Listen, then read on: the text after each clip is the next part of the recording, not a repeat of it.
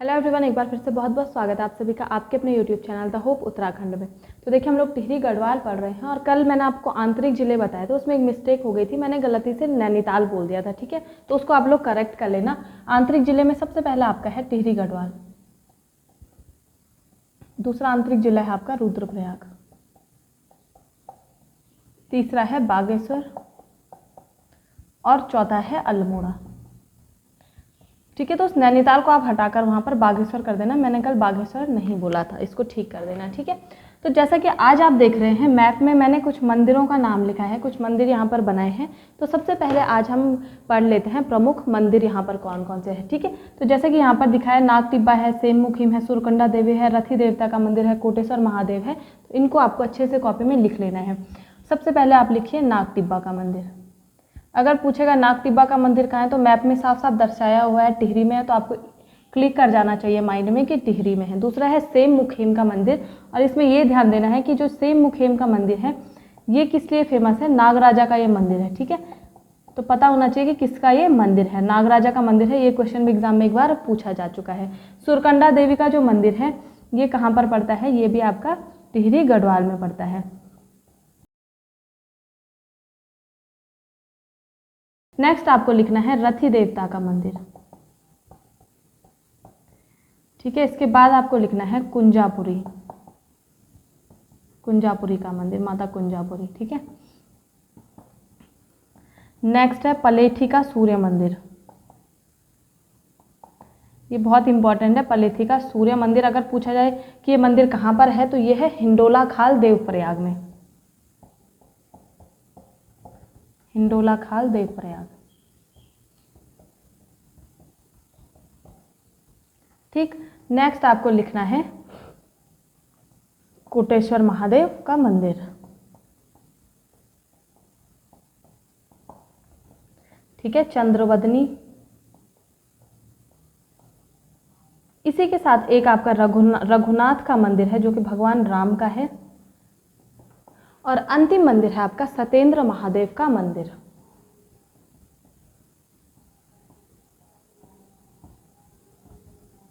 सतेंद्र महादेव का मंदिर। ठीक है, तो ये कुछ मंदिर हैं टिहरी गढ़वाल के जो कि काफ़ी इंपॉर्टेंट है, एग्जाम में पूछे जाते हैं। सबसे इंपॉर्टेंट पलेठी का सूर्य मंदिर याद रखना है, ये हिंडोल खाल देवप्रयाग में है। ठीक है, और अगर घाटी पूछी जाए तो लुलेरा खुलेरा घाटी में ये है, लुलेरा गुलेरा घाटी में। ठीक है,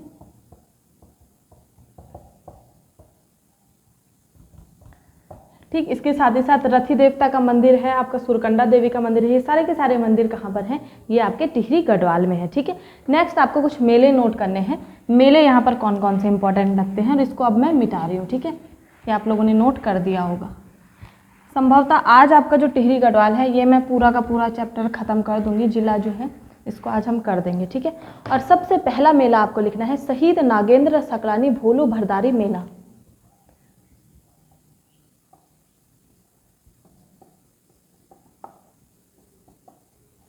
शहीद नागेंद्र सकलानी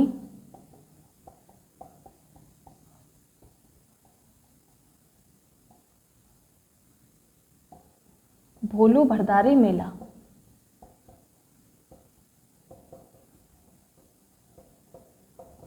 ठीक है, जो शहीद नागेंद्र सकलानी भोलू भरदारी मेला है ये कीर्ति नगर में लगता है 11 से 14 जनवरी के बीच में। कीर्ति नगर 11 से 14 जनवरी। ठीक है, दूसरा मेला यहाँ पर आप लोगों को नोट करना है, वो है सुरकंडा देवी का मेला। जो सुरकंडा मंदिर मैंने बताया था वहाँ पर एक मेला भी लगता है, तो उसका भी आपको पता होना चाहिए, सुरकंडा देवी का मेला।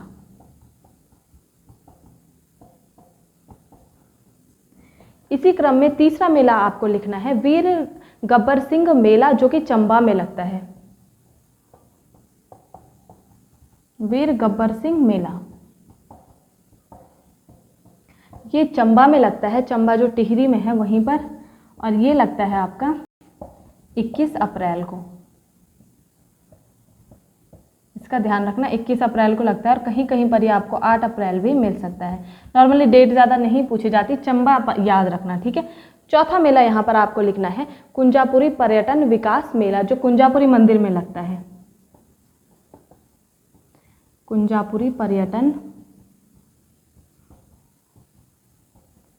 विकास मेला।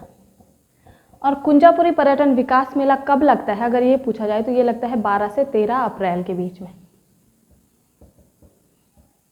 और ये आपका लगता है नरेंद्र नगर टिहरी।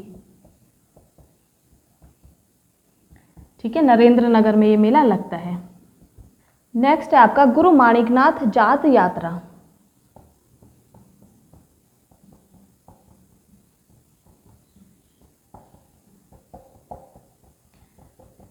गुरु माणिकनाथ याद यात्रा जो है ये 5 दिवसीय होती है और ये लगता है 1 से लेकर 5 मई तक। ठीक है, 5 दिवसीय है ये।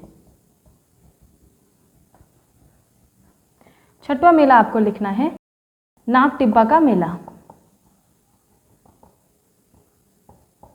नाग टिब्बा का मेला कहाँ लगता है, तो आपको पता होना चाहिए टिहरी में लगता है। अगला लिखना है आपको यमुना घाटी क्रीड़ा एवं सांस्कृतिक विकास मेला।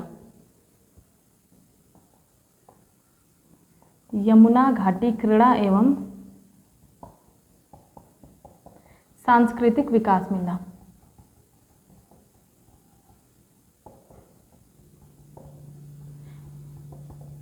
ठीक है, और अगर पूछा जाए कि ये मेला कहाँ पर लगता है तो ये आपका लगता है नैन बाग में, और नवंबर के महीने में ये मेला लगता है, नैन बाग, नवंबर में। ठीक है, इसके बाद आपका सेम मुखीम जो मंदिर है वहां पर सेम मुखीम का मेला लगता है, और ये मेला लगता है 26 नवंबर को।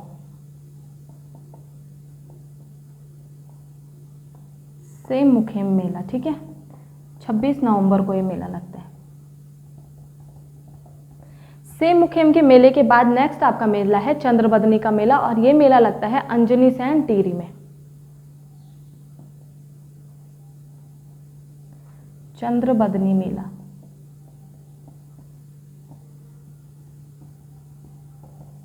अंजनी सैन टिहरी। ठीक है, इतना आप लोग नोट कर लेना। और नेक्स्ट आपको यहाँ पर 1-2 मेले और लिखने हैं, जिसमें वासुदेव मेला है, रणभूत मेला है और राजराजेश्वरी मेला है।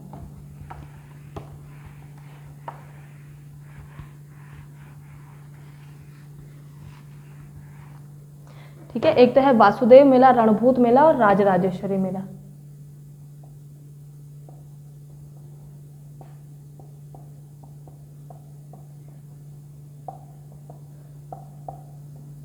और राजराजेश्वरी मेला।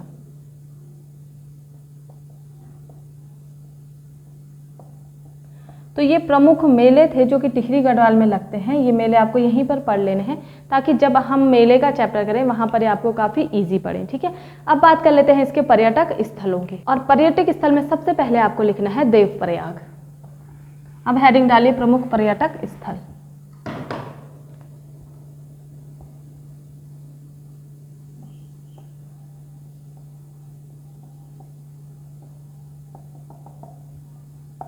सबसे पहला आपको लिखना है देवप्रयाग।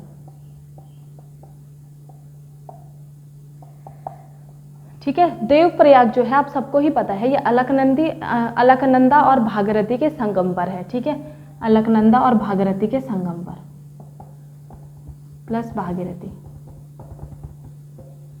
और यहीं पर जो अलकनंदा और भागीरथी है, यहाँ पर 2 कुंड भी हैं, जिसमें एक है ब्रह्मकुंड और दूसरा है वशिष्ठ कुंड।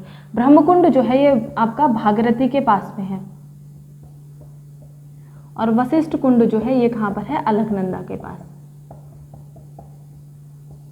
इस चीज का ध्यान रखना है, ये दोनों के दोनों कुंड कहाँ पर है, टिहरी गढ़वाल में है। ये वशिष्ठ कुंड ये काफी पूछा जाता है आपके एग्जाम्स में। नेक्स्ट पॉइंट आपको लिखना है, यहाँ पर एक मंदिर है जिसको रघुनाथ मंदिर कहा जाता है, जो हमने अभी पहले भी पढ़ा है। और ये जो मंदिर है ये किस शैली में है, द्रविड़ शैली में। रघुनाथ मंदिर आपको लिखना है, और डैश करके इसके सामने लिखना है किस शैली में है, ये द्रविड़ शैली में। ठीक है, ये मंदिर जो है द्रविड़ शैली में है, और ये कहा जाता है कि भगवान राम का ये मंदिर है। ठीक है, तो इस चीज को आपको याद रखना है। इस मंदिर का जो निर्माण करवाया था वो करवाया था आदिगुरु शंकराचार्य ने। ठीक है, निर्माण आपको लिखना है आदिगुरु शंकराचार्य।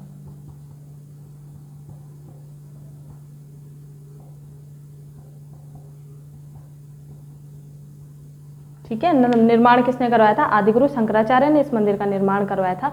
और यहाँ पर ऐसा कहा जाता है कि जो ये मंदिर है, इस मंदिर का जो यानी कि जो दरवाज़ा है, जो कि वहाँ पर एक लेख मिला है, वो लेख मिला है पंवार राजा पृथ्वीपति शाह का, ठीक है।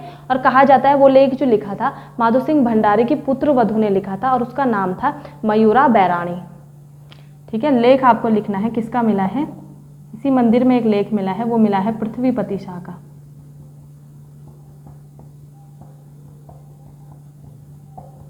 और कहा जाता है इसका जो लेख मिला था ये किसने लिखा था? ये लिखा था माधो सिंह भंडारी की पुत्र वधू मथुरा बैराणी ने, ठीक है। इतना आपको इस मंदिर के बारे में पता होना चाहिए। नेक्स्ट आपको पॉइंट लिखना है कि जो देवप्रयाग है उसको सुदर्शन क्षेत्र भी कहा जाता है और इंद्रप्रयाग भी कहा जाता है। अगर पूछा जाए कि सुदर्शन क्षेत्र किसका नाम है, देवप्रयाग का नाम है, प्लस इंद्रप्रयाग भी इसका नाम है, ठीक है। सुदर्शन क्षेत्र और इंद्रप्रयाग किसका नाम है? देवप्रयाग का नाम है। इसके बाद अब बात आती है इसके नामकरण की। तो जो इसका नामकरण किया गया था वो किया था देव शर्मा नामक ऋषि के द्वारा, ठीक है। नामकरण अगर आपसे पूछा जाए कि इसका नामकरण देवप्रयाग किसके द्वारा, किसके नाम के कारण किया गया है, वो किया था देव शर्मा नामक ऋषि के नाम पर, ठीक है। देव शर्मा नामक ऋषि, और जो देव शर्मा नामक ऋषि थे उन्होंने यहाँ पर तपस्या की थी जिसकी वजह से इसका नाम क्या पड़ा था? देवप्रयाग पड़ा था, ठीक है। तो इतने पॉइंट आपको देवप्रयाग के बारे में पता होने चाहिए, ये आपको याद कर लेना है। नेक्स्ट है आपका चंद्रबदनी, इसको आप ऐसे ही नोट कर लेना, ठीक है। नेक्स्ट आपको हेडिंग डालनी है चंद्रबदनी,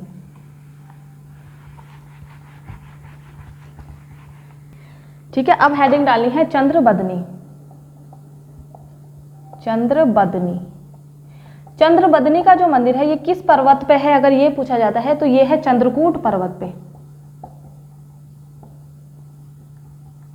और इस मंदिर में अखंड ज्योति जलती रहती है, ठीक है, अखंड ज्योति प्रज्वलित।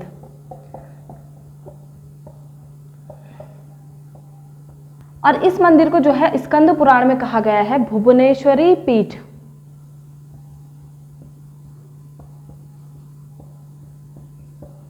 भुवनेश्वरी पीठ इसको किसमें कहा गया है? स्कंद पुराण में, ठीक है। तो चंद्रकूट पर्वत पे है आपका चंद्रबदनी मंदिर, अखंड ज्योति प्रज्वलित होती रहती है। और सबसे इंपॉर्टेंट बात है कि इसको क्या कहा जाता है? स्कंद पुराण में इसको कहा गया था भुवनेश्वरी पीठ, ठीक है। इसके बाद आपको नेक्स्ट हेडिंग डालनी है चंबा। और चंबा में क्या फेमस है? विक्टोरिया क्रॉस विजेता गब्बर सिंह जो थे उनकी स्मृति में यहाँ पर एक मेला लगता है, वो लगता है 21 अप्रैल को। तो इतना ही आपको इसके बारे में याद रखना है, चंबा के बारे में।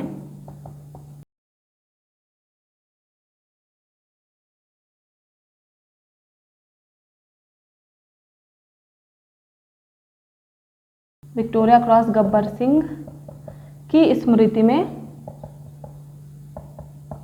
मेला, और ये मेला लगता है 21 अप्रैल को। इसके बाद नेक्स्ट आपको नोट करना है नरेंद्र नगर। सबसे पहला पॉइंट नरेंद्र नगर में लिखना है राज्य का चेरापूंजी से कहा जाता है। वो क्यों कहा जाता है? क्योंकि यहाँ पर सर्वाधिक वर्षा होती है, ठीक है। राज्य का चेरापूंजी। दूसरा पॉइंट आपको लिखना है यहाँ पर जो गढ़वाल नरेश थे यानी कि पंवार नरेश जो थे उनका एक महल है, और उस महल का अभी वर्तमान में क्या नाम है? आनंद स्पा।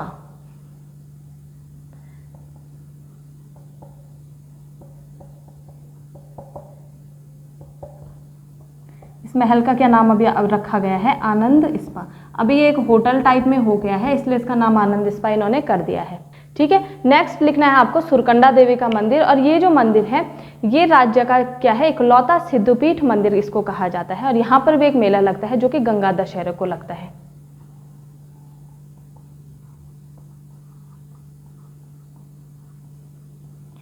इसमें आपको लिखना है राज्य का इकलौता सिद्धपीठ।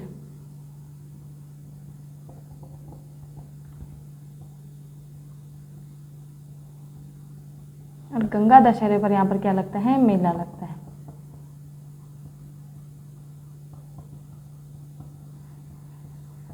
ठीक है। सुरकंडा आपका कहाँ पर है? तो आप धनौल्टी से थोड़ा आगे जाएंगे तो कद्दूखाल एक जगह पड़ती है, वहीं से ऊपर पहाड़ पर ये मंदिर है, काफ़ी ऊंचाई पर है। पहले वहाँ पर पैदल जाया जाता था, लेकिन अब ट्रॉली वगैरह लग गई है। तो अगर आप जाना चाहें तो जा सकते हैं। बहुत अच्छा प्राकृतिक सौंदर्य वहाँ पर है, और साथ ही साथ जो मंदिर है वो भी बहुत सुंदर देखने को मिलता है। ठीक है, नेक्स्ट अब आपको हेडिंग डालनी है विश्वनाथ गुफा। और विश्वनाथ गुफा भी कहाँ पर है? टिहरी में है। और आदि गुरु शंकराचार्य की ये क्या थी? तपस्थली थी।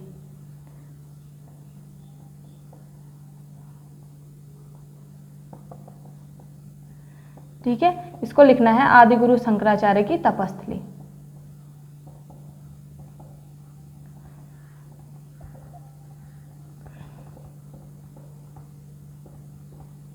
ठीक, तो ये आपके हो गए इसके प्रमुख पर्यटक स्थल। इनके बारे में इसी तरीके से याद कर लेना, एक नंबर का क्वेश्चन कहीं से भी पूछा जा सकता है। ठीक है, अब आपको हेडिंग डालनी है प्रमुख झील एवं ताल।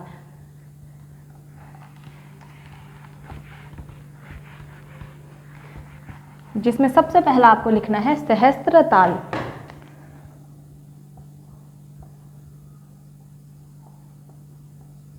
झील एवं ताल। ठीक, इसमें सबसे पहला और सबसे प्रमुख जो ताल है यहाँ पर कौन सा है? सहस्त्र ताल। सहस्त्र ताल जो है वो राज्य का यानी कि गढ़वाल क्षेत्र का सबसे बड़ा ताल है, सबसे गहरा ताल है। ठीक है, एक बहुत ज़्यादा एग्जाम में पूछा जाता है, इसको अच्छे से नोट कर लेना। सबसे बड़ा एवं गहरा।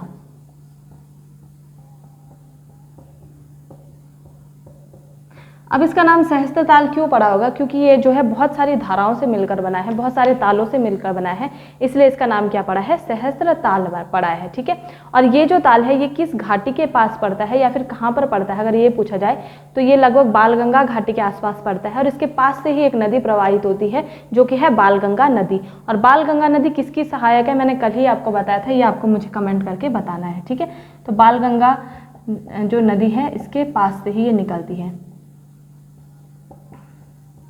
नदी के पास। ठीक है, वहां से नहीं निकलती है, इसके पास से निकलती है। इसका आप लोगों को मुझे बताना है, मैंने कल ही आपको पढ़ाया है किसकी सहायक ये नदी है। ठीक है, नेक्स्ट ताल आपको लिखना है यमताल। यमताल जो है ये सहस्त्र ताल के पास से ही निकलता है, और इस ताल की खासियत ये है कि ये ताल सदैव बर्फ से ढका रहता है। ठीक है, दूसरा ताल आपको लिखना है यमताल। सबसे पहले तो लिखना है सहस्त्र ताल के पास, दूसरा इसका फैक्ट लिखना है कि ये सदैव बर्फ से ढका रहता है। खासियत है ये इस ताल की।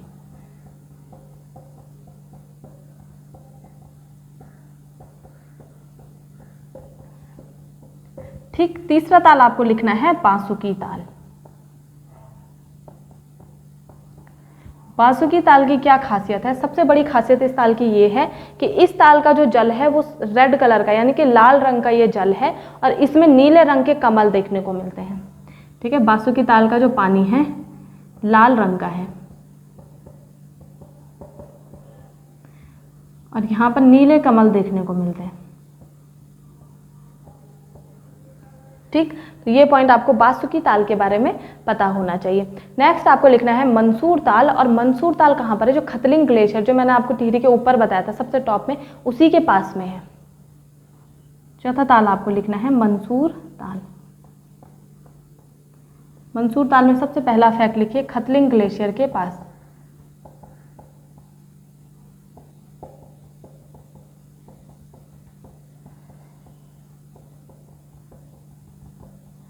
ठीक है, और मंसूर ताल किस लिए फेमस है? यहाँ पर पर्यटकों को राजहंस देखने को मिलते हैं, इस चीज के लिए बहुत फेमस है। ठीक है, राजहंस देखने को मिलते हैं।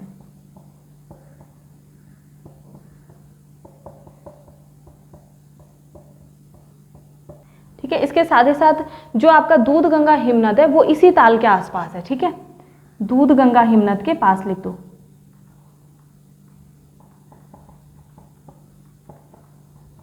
दूध गंगा हिमनद के पास। ठीक, इसके बाद जो नेक्स्ट ताल है आपका वो है अप्सरा या फिर आछरी ताल। और अप्सरा या आछरी ताल किस लिए फेमस है? क्योंकि कहा जाता है कि काफी टाइम पहले यहाँ पर जो अप्सराएं होती थी वो स्नान करने के लिए आया करती थी। ठीक है, इसको अप्सरा या आछरी ताल कहते हैं। आछरी ताल। ठीक है, तो ये आपके ताल हो गए। यहाँ पे टिहरी गढ़वाल में जो भी प्रमुख ताल हैं वो आपके सारे के सारे ये हैं। इसके साथ ही साथ केम्प्टी फॉल प्रपात भी आपका यहीं पर है, जो कि क्या है, काफ़ी ऊंचाई पर है, इसलिए ये भी फेमस है। तो केम्प्टी फॉल अगर पूछा जाए तो वो भी कहाँ पर है, आपका टिहरी पर है, इसको आप नोट कर लो। ठीक है, नेक्स्ट आपको लिखना है बुग्याल।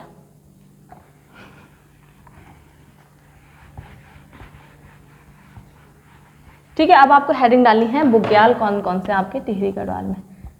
सबसे पहले ये समझना ज़रूरी है कि बुग्याल किसको कहा जाता है। ठीक है, तो ऊंचाई पर जब आप जाते हैं वहाँ पर जो है घास के मैदान टाइप के होते हैं, जहाँ पर छोटी छोटी घास होती है, और उसी घास के मैदान को कहा जाता है बुग्याल,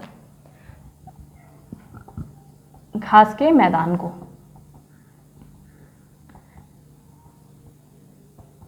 ठीक है, और इस बुग्याल के अन्य नाम अगर आपसे पूछे जाते हैं, कभी कभी पूछ लिया जाता है 1 नंबर का क्वेश्चन, तो उसमें पयार, एल्पाइन पास्चर या फिर मीडो इसके अन्य नाम हैं। अन्य नाम आप लिख लो, बुग्याल की बात हो रही है। ठीक है, अन्य नाम पयार, अल्पाइन पास्चर और मीडो भी इसको कहा जाता है।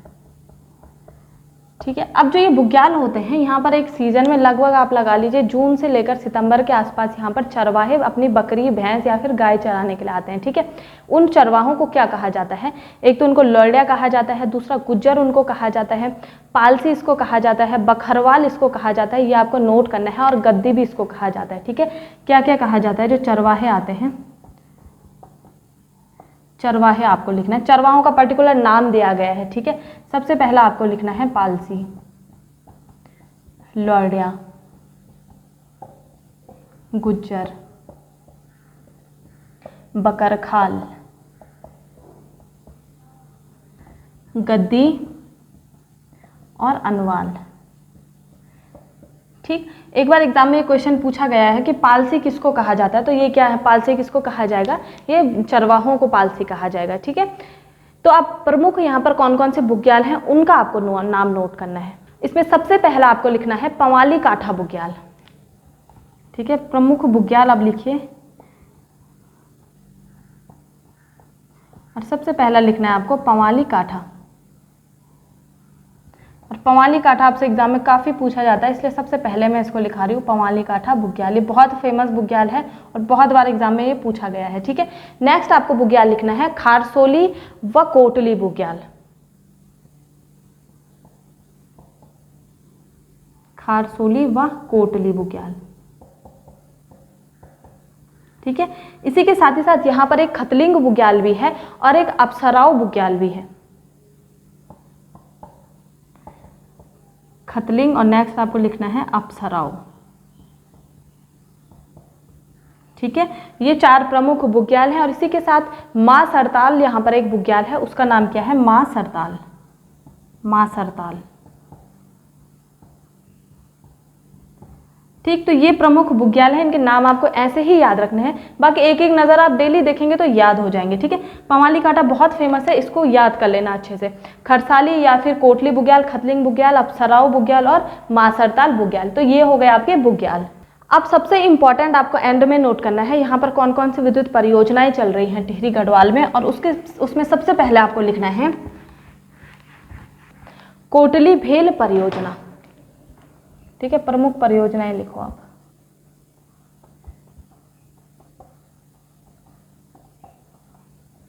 कोटली भेल परियोजना। कोटली भेल परियोजना जो है ये गंगा नदी पर चल रही है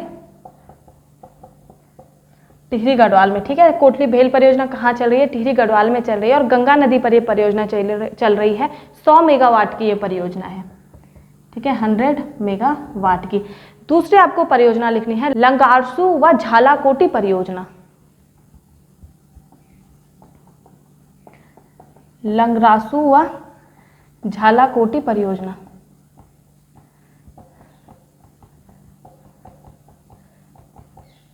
ठीक, ये 2 परियोजनाओं के आपको नाम याद रखने हैं। और तीसरा और सबसे इंपॉर्टेंट है टिहरी बांध परियोजना।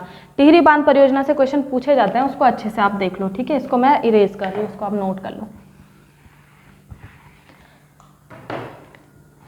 अब आपको लिखना है टिहरी बांध परियोजना।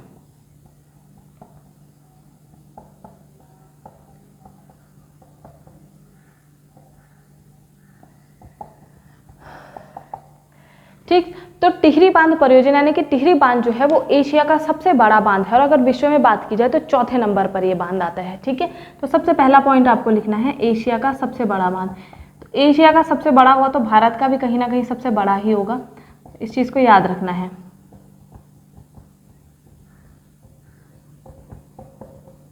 सबसे बड़ा बांध ये है। ठीक है, अगर इस बांध की ऊंचाई पूछी जाती है तो 260.5 मीटर इसकी ऊंचाई है। ऊंचाई आप लिख लीजिए 260.5 मीटर इसकी क्या है, ऊंचाई है। अब अगर इसकी लंबाई की मैं बात करूं तो 575 मीटर की इसकी लंबाई है और इसके अन्य नाम भी आप साथ में नोट कर लीजिए। 575 मीटर लंबा है। अन्य नाम अब आपको लिखने हैं रामतीर्थ सागर और दूसरा नाम है इसका सुमन सागर, जो कि श्रीदेव सुमन के नाम पर इसका नाम पड़ा है। ठीक है, तो ये दो नाम आपको पता होना चाहिए। रामतीर्थ सागर बहुत बार आपसे एग्जाम में पूछा जाता है। इसी के साथ साथ इसको राष्ट्र के गांव की संज्ञा भी दी गई है। ये बांध इतना बड़ा है, इससे इतनी सारी सुविधाएं मिलती हैं लोगों को, इसलिए इसको किसकी संज्ञा दी गई है, राष्ट्र के गाँव की संज्ञा।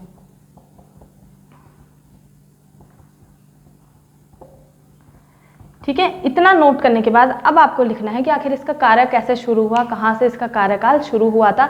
इसके साथ ही साथ सबसे इंपॉर्टेंट पॉइंट है भागीरथी एवं भिलंगना नदी के संगम पर है। ठीक है, सबसे इंपॉर्टेंट पॉइंट इसका क्या है, ये भागीरथी और भिलंगना नदी के तट पर है, मतलब संगम पर है, भागीरथी प्लस भिलंगना।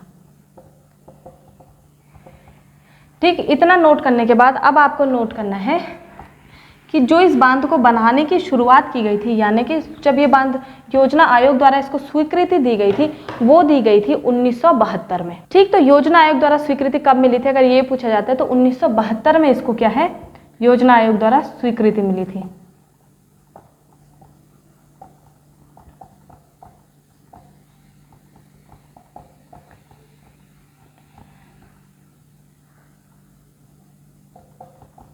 ये मिली थी 1972 में। ठीक, लेकिन उस टाइम इस पर काम नहीं शुरू हुआ था और इसमें जो काम शुरू हुआ था वो यूपी विभाग के द्वारा हुआ था, यानी उत्तर प्रदेश सरकार के द्वारा इस पर काम शुरू हुआ था 1978 में, उत्तर प्रदेश सिंचाई विभाग के द्वारा।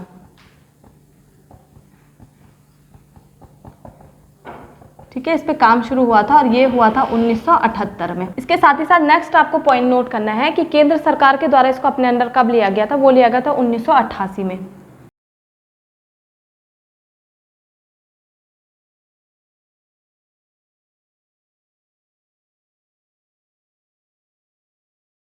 अपने अंडर या अपने पास आप लिख लेना, कब किया गया था, 1988 को इसको ले लिया गया था।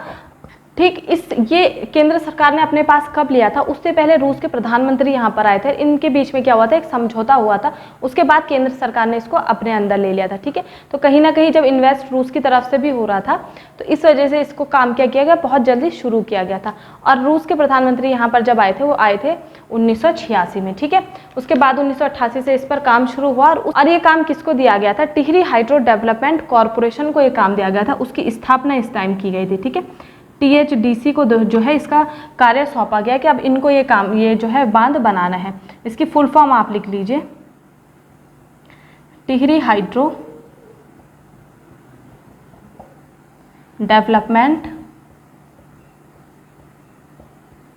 कॉरपोरेशन।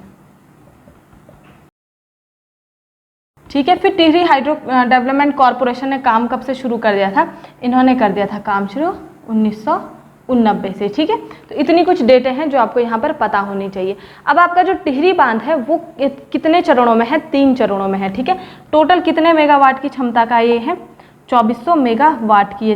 ठीक है, 2400 मेगावाट की क्षमता का है और इसको डिवाइड किया गया है 3 भागों में। पहला है 1000 मेगावाट, दूसरी भी है 1000 मेगावाट और तीसरा जो है ये है 400 मेगावाट। ठीक है, तो जो 1000 मेगावाट है जो कि सबसे पहली वाली है, ये आती है टिहरी पंप स्टोरेज प्लेट्स के अंदर,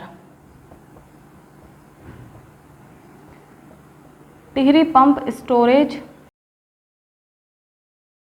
प्लेट्स के अंदर। ठीक है, ये दोनों की दोनों जो है 1000 ये टिहरी बांध में ही है, लेकिन जो 400 वाली है ये टिहरी बांध से थोड़ा सा आगे कोटेश्वर बांध पड़ता है, वहां पर ये है। ठीक है, दूसरा आपको लिखना है, दूसरा जो पड़ता है टिहरी बांध एवं जल विद्युत के अंतर्गत, बांध एवं जल विद्युत इसके अंतर्गत ही आता है, ठीक है। और चौथा जो है 400 मेगावाट है, ये है आपका कोटेश्वर बांध के अंतर्गत, कोटेश्वर बांध में पड़ते हैं, ठीक है। तो इस तरीके से इसकी 2400 मेगावाट को डिवाइड किया गया है। और जो सबसे पहले 1000 मेगावाट की थी, इसको राष्ट्र को समर्पित किया गया था। ये किया गया था 30 जुलाई 2006। कब किया गया था? 30 जुलाई 2006 को इसको क्या किया था? राष्ट्र को समर्पित किया गया था। और यहाँ से इस बांध से राज्य को फ्री में बिजली मिलती है, लॉयल्टी के रूप में। वो मिलती है 12% की बिजली, लॉयल्टी के रूप में बिजली जो मिलती है फ्री में, ये मिलती है 12%, ठीक। तो ये इंपॉर्टेंट पॉइंट्स थे जो आपको टिहरी बांध के बारे में पता होना चाहिए। अब अगर प्रमुख शोध संस्थान वगैरह की बात करें तो बहुत ज़्यादा यहाँ पर नहीं है, बट 1-2 हैं, वो आप नोट कर लीजिए।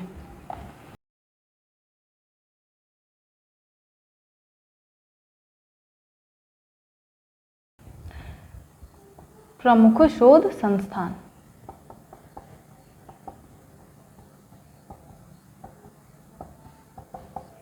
और सबसे पहला आपको लिखना है हिमालय नक्षत्र वेधशाला।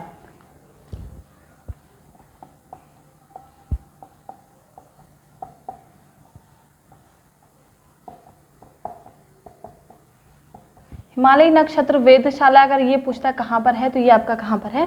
ये टिहरी में आपका है। इसके साथ ही साथ इसकी स्थापना जो की गई थी 1946 में की गई थी, और चक्रधर जोशी के द्वारा इसकी स्थापना की गई थी।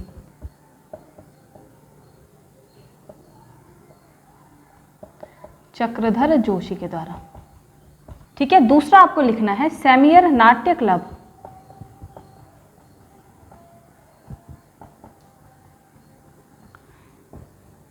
सैमियर नाट्य क्लब की स्थापना अगर आपसे पूछी जाए तो ये की गई थी 1917 में, और ये भी कहाँ पर है? टिहरी में है। और ये की गई थी भवानी दत्त उनियाल के द्वारा, ठीक है। भवानी दत्त उनियाल के द्वारा सैमियर नाट्य क्लब की स्थापना की गई थी।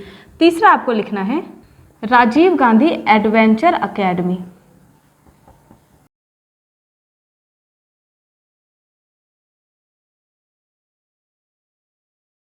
ठीक, राजीव गांधी एडवेंचर अकेडमी कहाँ पर है ये पूछा जाएगा, तो ये भी आपकी कहाँ पर है? टिहरी गढ़वाल में है।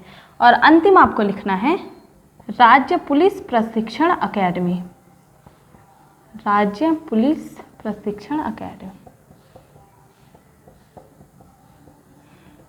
ये कहाँ पर आपके? नरेंद्र नगर में है, और 2011 से ये है, ठीक है, नरेंद्र नगर में, ठीक। तो ये यहाँ पर प्रमुख शोध संस्थान और जो भी अकेडमी वगैरह थी इतनी ही हैं, बहुत ज़्यादा नहीं है। इसके साथ ही टिहरी गढ़वाल जिला आज आपका समाप्त होता है। उम्मीद करती हूँ इससे आप अच्छे से पढ़ लेंगे, अच्छे से समझ लेंगे। इनकेस कोई क्वेरी रहती है कमेंट मुझे ज़रूर करिए। मिलते हैं फिर नेक्स्ट वीडियो में, तब तक के लिए धन्यवाद।